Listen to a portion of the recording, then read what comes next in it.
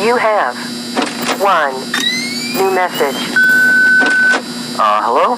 Just checking in, making sure you're A-okay. So remember that previous security guard I told you about? Yeah, so we got a call from the police today. Apparently he has gone missing. I guess he actually was a bit crazy. I remember, like, the day before his last night of the week, he asked me to be with him on his shift that night. He told me there was something he had to show me. I know, it sounds crazy, right? Although I declined, he still showed up for his shift. So, then of course, the next morning we found out that the blank character had been severely damaged, you know. And then we checked the surveillance equipment. We found out that he had brought a wrench and completely smashed blank.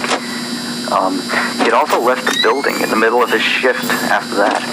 I mean, he must have, you know, he was nowhere to be found the next morning. We couldn't contact him or anything. So the manager just fired him and sent him a pink slip, you know. Anyway, I'll leave you to your work. Yeah, stay tight and we'll talk again tomorrow. Have a good night.